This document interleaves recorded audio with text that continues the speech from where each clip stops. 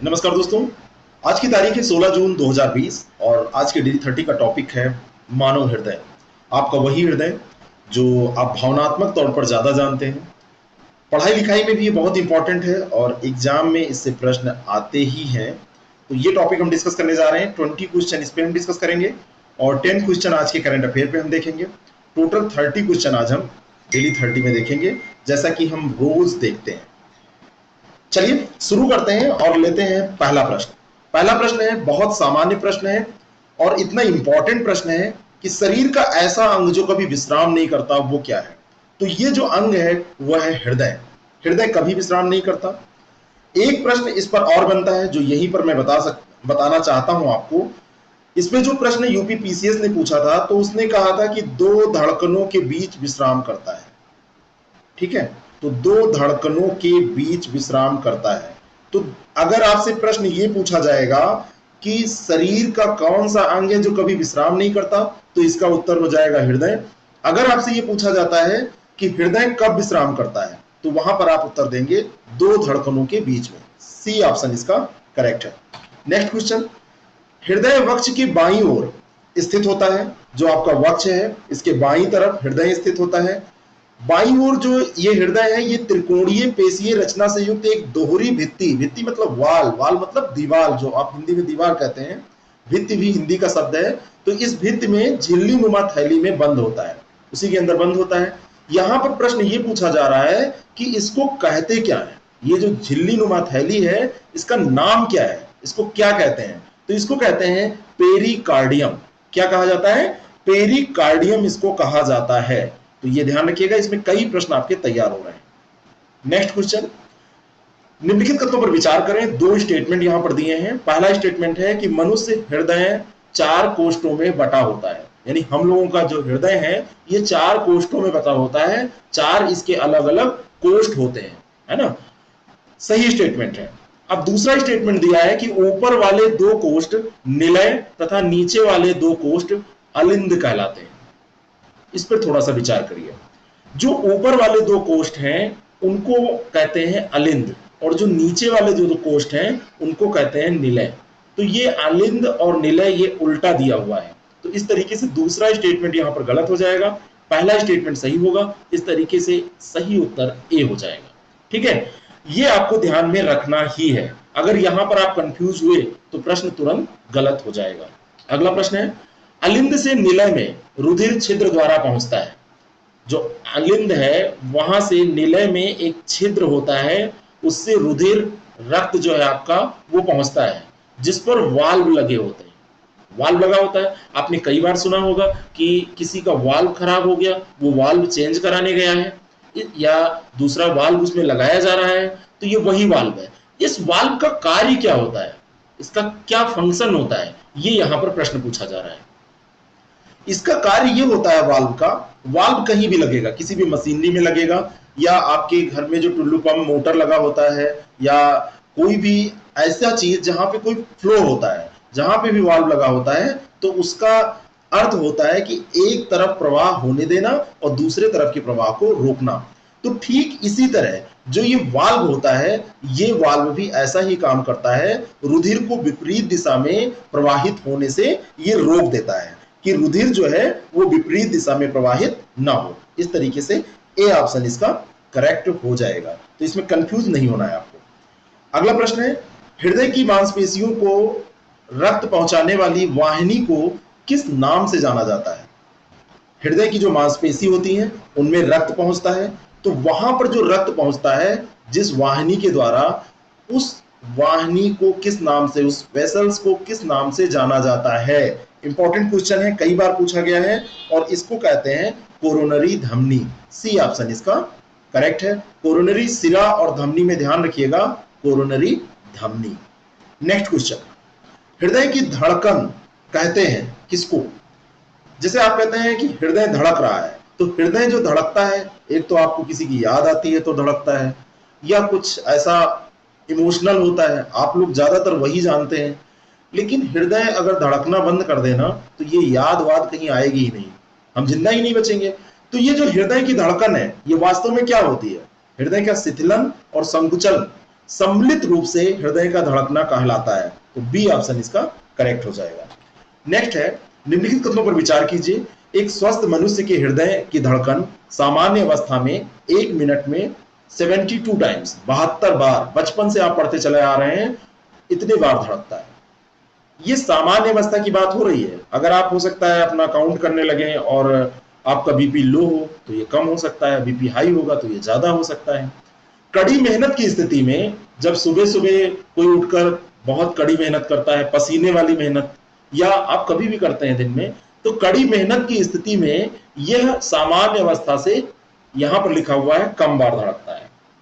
अब कम बार धड़कता है कि ज्यादा बार धड़कता है, यही आपको यहां पर जानना है। तो जो सामान्य स्थिति है उसमें तो 72 बार ये धड़कता है, लेकिन अगर आप कड़ी मेहनत करते हैं तो ये 180 बार तक पहुंच जाता है। सामान्य भ्रमण जब आप करते हैं तो 150 बार तक ये धड़कता है।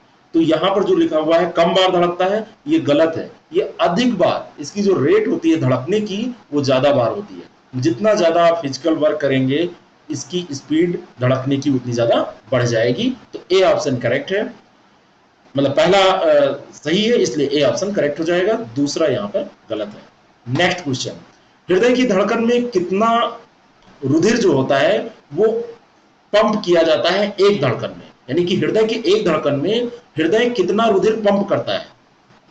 ये जो प्रश्न है इसका उत्तर है 70 ml।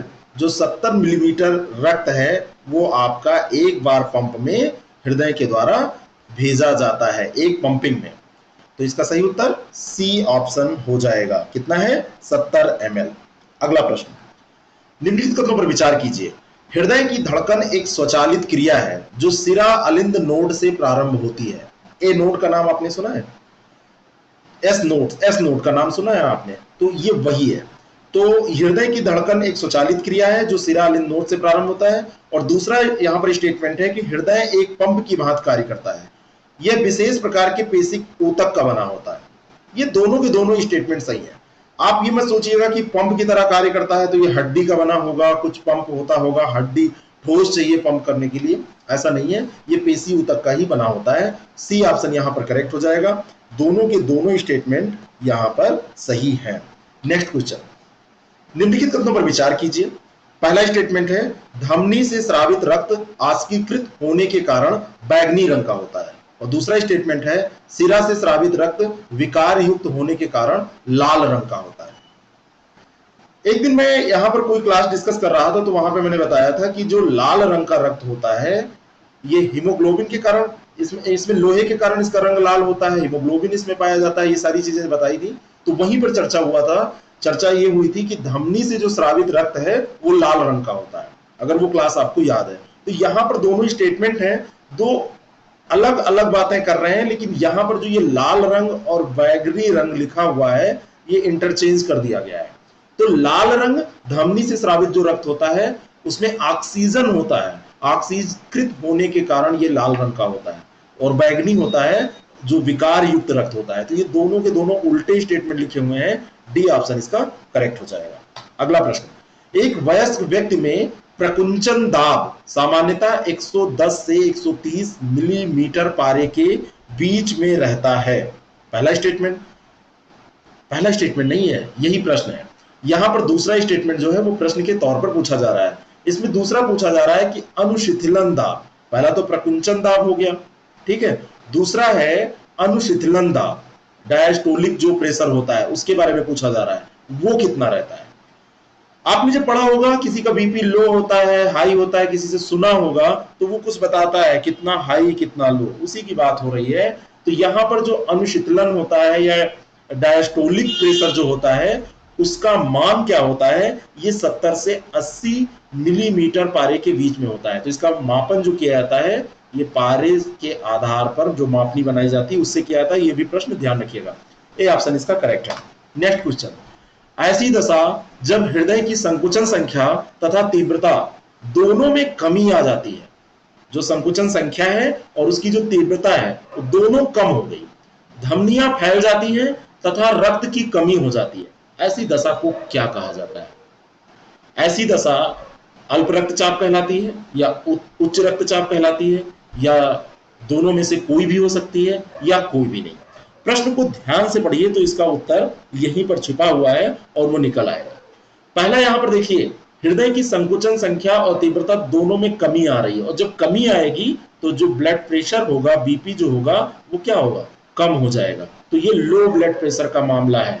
ए ऑप्शन इसका करेक्ट है। ठीक है, next question. Low blood pressure होता है तो क्या करते हैं, हम नमक वमक डाल के पीते हैं, है ना, और ब्लड प्रेशर को बढ़ाने की कोशिश कुछ चीजें खा के करते हैं जो नमकीन टाइप की हो। और जब हाई ब्लड प्रेशर होता है तब क्या करते हैं, इसका उल्टा करेंगे। हृदय और उसकी बीमारियों के अध्ययन से संबंधित विज्ञान को क्या कहा जाता है, वन लाइनर इंपॉर्टेंट प्रश्न है। इसको कहते हैं कार्डियोलॉजी। क्या कहते हैं, कार्डियोलॉजी। ए ऑप्शन इसका करेक्ट है, कुछ इसमें समझना नहीं है। शल्य चिकित्सा के लिए कृत्रिम हृदय का प्रयोग किसने शुरू किया था। शल्य चिकित्सा के लिए आर्टिफिशियल हार्ट जो है वो किसने शुरू किया था। एक चीज ध्यान रखिएगा कि आर्टिफिशियल हार्ट जो ये बन रहा है, ये अब आप लोग बताइएगा, मान लीजिए किसी के पुराना कोई हृदय है, पहले से वो लगा है और वो अमुक व्यक्ति एक्स से बहुत ज्यादा प्यार करता है। अब जब कृत्रिम हृदय लगाया जाएगा दूसरा, तो जब अब कृत्रिम हृदय लग गया तो अब ये एक्स से प्यार करेगा या नहीं करेगा। इस प्रश्न का जो सही सबसे बढ़िया उत्तर देगा, मैं मानूंगा कि वो सोचने समझने की क्षमता रखता है। तो शल्य चिकित्सा के लिए कृत्रिम हृदय का प्रयोग किसने शुरू किया था, ये थे माइकल दी वैकी। इन्होंने शुरू किया था कृत्रिम हृदय का प्रयोग। सी ऑप्शन इसका करेक्ट हो जाएगा। नेक्स्ट क्वेश्चन, पहला सफल हृदय प्रत्यारोपण किया था किसने। ये प्रश्न बहुत बार पूछा गया है, मुझे कई बार सुझाव दिए जाते हैं और कि हम पुराने प्रश्नों को, सुझाव अच्छा भी है कि पुराने प्रश्नों को यहां पर सम्मिलित करें, आधे प्रश्न पुराने हो। बहुत अच्छा सुझाव है, ऐसा होना भी चाहिए। लेकिन यहां पर जो मैं ये कोशिश करता हूं नए प्रश्न बनाने की, वो इसलिए करता हूं कि हो सकता है आपके पास पुराने प्रश्न कहीं से आपको मिल जाएं, लेकिन जो नए प्रश्न हैं वो आपको केवल यही मिलेंगे। ये वाले प्रश्न तो यही मिलेंगे। ऐसे और लोग भी कोशिश कर सकते हैं, लोग करते भी हैं, ऐसा मैं नहीं कर रहा हूं कि कोई कर नहीं सकता या करता नहीं है, लेकिन जो मैं बना रहा हूं वो तो यही आपको मिलेंगे। तो इसलिए ये कोशिश होती है। और पहला हृदय जो प्रत्यारोपण था, सफल प्रत्यारोपण किसने किया था, सीएन बर्नार्ड ने किया था। बी ऑप्शन इसका करेक्ट है। नेक्स्ट क्वेश्चन, दो स्टेटमेंट है। ईसीजी हृदय की गतिविधि को दर्शाता है। कई बार ईसीजी होती है, आप जानते हैं जो हृदय रोगी होते हैं उनकी ईसीजी कराई जाती है। वैसे आजकल तो कई बार डॉक्टर्स फालतू की भी बहुत सारी जांच करा लेते हैं, उन डॉक्टर्स की मैं बात नहीं कर रहा हूं। जो अच्छे डॉक्टर्स हैं वो फालतू जांच नहीं कराते हैं। तो ईसीजी हृदय की गतिविधि को दर्शाता है, ये बिल्कुल सही है। दूसरा स्टेटमेंट बहुत ध्यान से पढ़िएगा कि मनुष्य के शरीर में हृदय को एक बार धड़कने के लिए, जो आपका हृदय धक धक करता है, इसको एक बार धक धक करने के लिए 1.2 सेकेंड लगता है। थोड़ा सा दिमाग लगाइए, 72 बार ये धड़कता है 60 सेकेंड में। तो एक बार धड़कने के लिए 1.2 सेकेंड लगेगा, नहीं, इससे कम लगेगा, 1 से 0.8 सेकेंड लगेगा। तो ये दूसरा स्टेटमेंट गलत है, पहला सही है। ए ऑप्शन इसका करेक्ट हो जाएगा। नेक्स्ट क्वेश्चन, प्रतिदिन सामान्यतः हमारे हृदय में जो कपाट होते हैं, जो वाल्व होता है, वो लगभग कितनी बार खुलते और बंद होते हैं। ये प्रश्न तो देख के मुझे लगता है कि वास्तव में जो रचना ईश्वर ने की है वैसी मशीनरी हम नहीं बना सकते, कितनी भी कोशिश करें।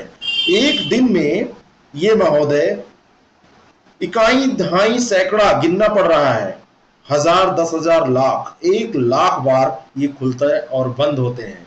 अब आप सोचिए कि ये कितना काम करते हैं और क्या मटेरियल है कि ये खराब जल्दी नहीं होते। खराब होते हैं तो बदल भी दिए जाते हैं। चलिए अगला प्रश्न देखते हैं। हृदय की धड़कन को उत्तेजित करने वाला हार्मोन कौन सा है। हार्मोन की बात हो रही है, आप लोग एक्साइट मत होइए। हृदय की धड़कन को उत्तेजित करने वाला जो हार्मोन है वो थायरॉक्सिन हार्मोन है। आपके हृदय की धड़कन भी जब उत्तेजित होती है तो थायरॉक्सिन ही उसके लिए जिम्मेवार होता है। तो थायरॉक्सिन कहाँ है, ये जो हार्मोन है वो सब हमारे अंदर हैं, ठीक है, और समय समय पर ये अपने अपने काम करते रहते हैं। और आपका काम क्या है, अच्छे से पढ़ाई करना, सारे कामों को बंद करके अपना टारगेट देखना, बार बार प्रश्नों की प्रैक्टिस करना। प्री एग्जाम हो या मेंस एग्जाम हो, ये मान के चलिएगा कि आपको कुछ काम करके वहां जाना है, अब वो काम आप यहां कर लेते हैं या एग्जामिनेशन हॉल में करते हैं या 4 बार एग्जाम दे के करते हैं या 4 बार एग्जाम देने से पहले कर लेते हैं, ये डिसाइड आप कर लीजिए। कई बार मेंस एग्जाम में हम बहुत कम मार्क्स से या कुछ मार्क्स से रह जाते हैं। उसका केवल एक तरीका है पास करने का, बिल्कुल शार्ट और श्योर फार्मूला जो है वो ये है कि आप जो 4 बार काम वहां किए हैं, 3 बार 4 बार 5 बार आपने मेंस लिखा है, वो काम आप रूम पे अपने घर पे करके जाइए। जो एग्जाम इतना काम करके आप देने जाएंगे तो आपको 4-5 साल में वो नहीं देना पड़ेगा, आसानी से आप पास कर जाएंगे। इसको जरा सा आजमा के देखिएगा और फिर बताइएगा मुझे। अगला प्रश्न, हाँ तो इसका सही उत्तर ए हो जाएगा। नेक्स्ट क्वेश्चन, मानव हृदय का दाहिना भाग प्राप्त करता है। यहां पर प्रश्न है कि कैसा रक्त शुद्ध, यहां पर थोड़ा सा ये अधूरा प्रश्न रह गया, यहां पर शुद्ध रक्त होना चाहिए, सब में रक्त लिखा होना चाहिए, pure blood, impure blood, both blood, इस तरीके का होना चाहिए, है ना।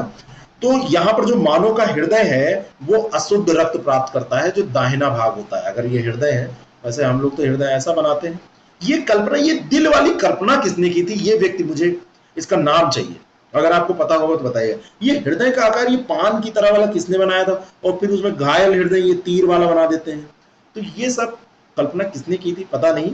लेकिन इसका जो पार्ट होता है वो दाहिना जो भाग होता है उसमें शुद्ध रक्त नहीं प्रवाहित होता है, उसमें अशुद्ध रक्त प्रवाहित होता है। बी ऑप्शन इसका करेक्ट होगा।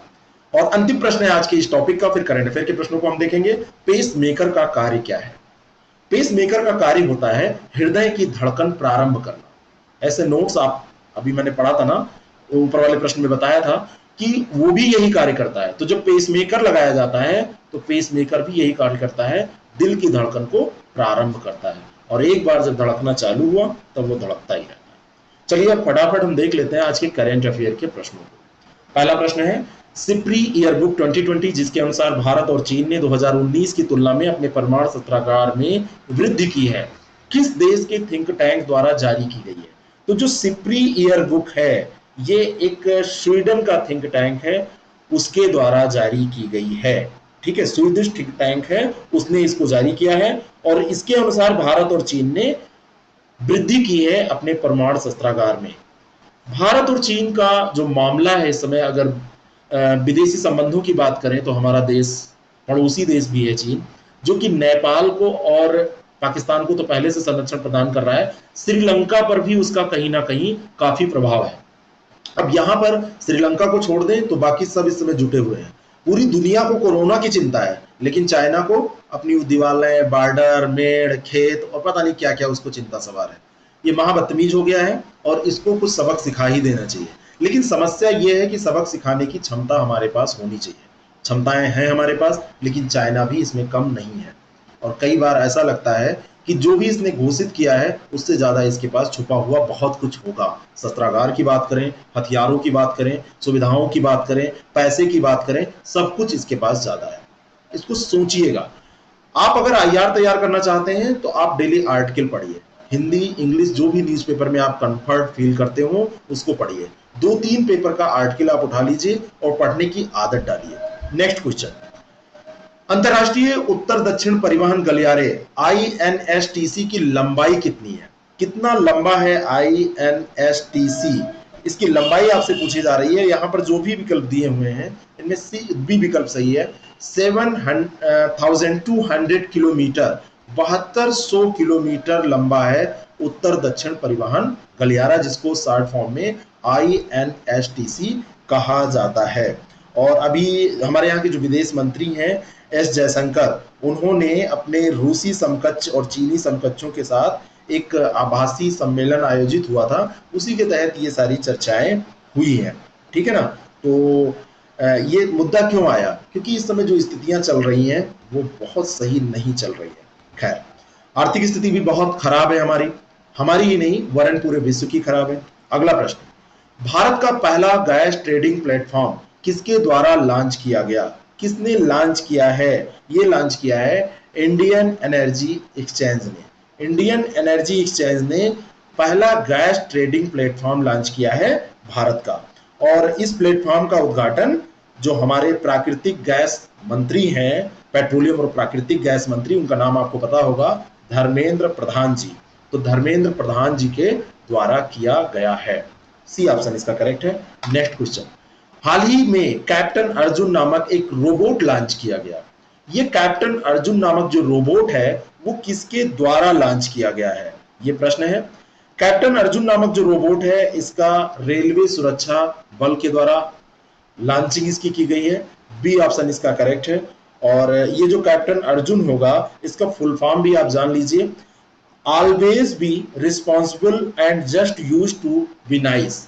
Always be responsible and just use to be nice, ये अर्जुन का फुल फॉर्म है। और रेलवे स्टेशन पर स्क्रीनिंग और निगरानी को अच्छा करने के लिए, तेज करने के लिए, स्पीडी बनाने के लिए इसका उपयोग किया जाएगा। नेक्स्ट क्वेश्चन, महानदी किन राज्यों से होकर बहती है। ये प्रश्न बार बार चर्चा में आता रहता है और पूछा भी जाता है। तो ये उड़ीसा और छत्तीसगढ़ दो राज्य हैं, वहां से होकर बहती है। मैंने इसको डिस्कस भी किया था। आज का एक प्रश्न है, मैं आपसे पूछ रहा हूं, बताइएगा कि जो महानदी है वो कहां से निकलती है और कहां पर जाकर गिरती है ना। इसका निकास बिंदु क्या है और अंतिम बिंदु क्या है, ये आपको बताना है। अगला प्रश्न, कोविड-19 इंटरनेशनल फिल्म फेस्टिवल में किस शॉर्ट फिल्म ने स्पेशल ज्यूरी अवार्ड जीता है। अब बताइए, कोविड-19 इंटरनेशनल फिल्म फेस्टिवल भी हो रहा है, तो एक फिल्म है मर्त्यापुरा रे जमराज। मर्त्यापुरा रे जमराज, ये जो फिल्म है ये शॉर्ट मूवी है। शॉर्ट मूवी छोटी छोटी होती है, 10 मिनट, 12 मिनट, 9 मिनट, इस तरीके की होती हैं। और शॉर्ट मूवी स्टूडेंट्स को देखना चाहिए, क्योंकि बड़ी मूवी देखने के लिए उनके पास टाइम नहीं है अगर वो पढ़ाई कर रहे हैं। और शॉर्ट मूवी में मैसेज होते हैं, कम समय में आप ज्यादा सीख पाते हैं, ठीक है। और मूवीज भी हमको बहुत बार बहुत कुछ सिखाती है, लेकिन कई बार मूवीज में सिखाने वाला किरदार खुद वही काम कर डालता है जिसके प्रति उसकी कोई फिल्म या जिसके विरोध में कोई फिल्म आई होती है। मैं किसके बारे में बात कर रहा हूं, सुशांत सिंह राजपूत के बारे में। वास्तव में ऐसे विचार क्यों आते हैं, जो परिस्थितियां थी बहुत बुरी थी, एक लॉबी पूरा उनका विरोध कर रही थी, एक लॉबी उनको फिल्म नहीं मिलने दे रही थी। लेकिन एक चीज बताइए, अगर आप जिंदा हैं तभी कुछ संभावनाएं शेष हैं, अगर आप जिंदा हैं तभी कुछ कर सकते हैं। अगर आपने ये कदम उठा लिया उसके बाद में तो सब कुछ खत्म हो गया। तो ऐसे कदम नहीं उठाने चाहिए। अगर वो जिंदा है तो कुछ दिन के बाद नई फिल्म बनाने की भी क्षमता रखता है, लेकिन अगर वो मर गया तो अब केवल उसका नाम हम आप कुछ दिन डिस्कस करेंगे डेली 30 में या कहीं भी, उसके बाद हम भूल जाएंगे। यही दुनिया है, बहुत दिन हम किसी चीज को याद नहीं रखते हैं। अगला प्रश्न है, विश्व बुजुर्ग दुर्व्यवहार जागरूकता दिवस कब मनाया जाता है, किस तिथि को मनाया जाता है। 15 जून को विश्व स्तर पर बुजुर्ग दुर्व्यवहार जागरूकता दिवस मनाया जाता है। बुजुर्गों के साथ जिसने भी दुर्व्यवहार किया उसको समझ लेना चाहिए वो ये काम करने से पहले मर चुका है या इतना गंदा हो चुका है जितनी कल्पना नहीं की जाती, की ही नहीं जा सकती। बताइए, जिसने आपको जन्म दिया या आपके परिवार का वो सदस्य है, आप उसका लालन पालन नहीं कर पा रहे हैं जिसने आपको इतना बड़ा किया। तो इस पे जागरूकता अगर फैलानी पड़ रही है तो मानवता शर्मसार हो रही है। ए ऑप्शन इसका करेक्ट है, लेकिन ये व्यवहार तो करेक्ट नहीं है। शारजाह वर्ल्ड स्टार्स का ऑनलाइन शतरंज टूर्नामेंट किसने जीता, कौन है जिसने ये जीता है, और इनका नाम है मामेदिरो साखरियर।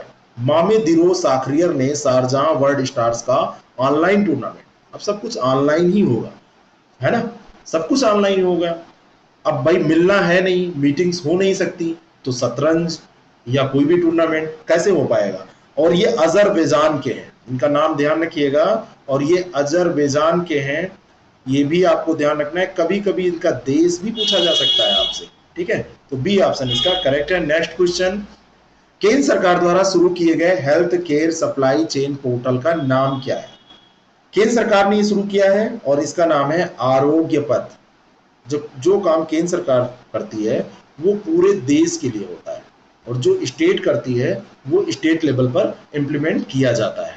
तो आरोग्य पथ ये बनाया है, नया health care supply chain portal है, और इस पोर्टल को वैज्ञानिक और औद्योगिक अनुसंधान परिषद जो है CSIR, ठीक है, उसके द्वारा शुरू किया गया है। उद्देश्य क्या है, इसका उद्देश्य निर्माताओं, आपूर्तिकर्ताओं और ग्राहकों के लिए महत्वपूर्ण स्वास्थ्य आपूर्ति की वास्तविक समय पर उपलब्धता प्रदान करना, फैसिलिटीज बढ़ाने के लिए सब कोशिशें इसके अंतर्गत हो रही है।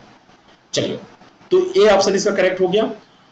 अंतिम प्रश्न देखने से पहले मैं आपको एक मैसेज, एक सूचना अपनी टीम की तरफ से देना चाहता हूं कि अगर आप लोग बीओ का एग्जाम देना चाहते हैं तो बीओ पीटीसी और सीरीज के नाम से एक कार्यक्रम हम लॉन्च करने जा रहे हैं। उसका डेट का अनाउंसमेंट 1-2 दिन में हो जाएगा। आप उसको ज्वाइन कर सकते हैं। इसके लिए आप uppsctarget.com को विजिट करिए और वहां पर जाके एक छोटा सा रजिस्ट्रेशन है कर दीजिए, जिससे आपको सूचना दे दी जाएगी, मिल जाएगी। वैसे भी अब अगर आप डेली 30 या हमारे किसी भी कार्यक्रम से कनेक्ट हैं तो मैं यहाँ पर भी वो सूचना आपको दे दूंगा। चलिए देखते हैं अंतिम प्रश्न। किस राज्य सरकार ने भोगापुरम में ग्रीन फील्ड अंतरराष्ट्रीय हवाई अड्डे के निर्माण के लिए जीएमआर एयरपोर्ट्स के साथ एक रियायत समझौते पर हस्ताक्षर किए हैं? पहले भी ये प्रश्न हम डिस्कस कर चुके हैं, लेकिन ये फिर चर्चा में आया है और ये सरकार है आंध्र प्रदेश। आंध्र प्रदेश सरकार ने आंध्र प्रदेश राज्य में ये ग्रीनफील्ड अंतरराष्ट्रीय हवाई अड्डे के निर्माण के लिए ऐसा समझौता किया है। सी ऑप्शन इसका बिल्कुल करेक्ट है। बाकी पहले भी हम इसको डिस्कस कर चुके हैं, फालतू का डिस्कस करने का कोई मतलब नहीं। कैसा लगता है आपको ये डिस्कशन, आप जरूर बताएं। आपके जो सुझाव हो कमेंट बॉक्स में उनको आप लिख दें। आप हमारे टेलीग्राम को फॉलो कर लें, वहां पर कुछ पीडीएफ हम समय समय पर देते रहते हैं, जिसको और इंक्रीज करने की हम कोशिश करेंगे, चीजों को और रिच बनाने की कोशिश। बाकी आप अगर आरओ बीओ और पीसीएस का एग्जाम दे रहे हैं तो हमारे पास टेस्ट सीरीज है जो हमारी टीम के द्वारा तैयार की जाती है। ये मैसेज है, दबाव नहीं है, आप उसको ले सकते हैं। उसकी सूचना आप 6307281212 नंबर पर व्हाट्सएप करके ले सकते हैं। कॉल कई बार आप लोग करते हैं, रिसीव नहीं हो पाती है। कारण ये है कि पहले ये स्टाफ था कॉल रिसीव करने का, वर्तमान समय में ये समस्त जिम्मेदारियां मेरे द्वारा निर्वहित की जा रही हैं, तो मुझे और बहुत सारे कार्य होते हैं। इस कारण से मैं माफी चाहता हूं, मैं कॉल नहीं रिसीव कर पाता। Thank you very much, all the best.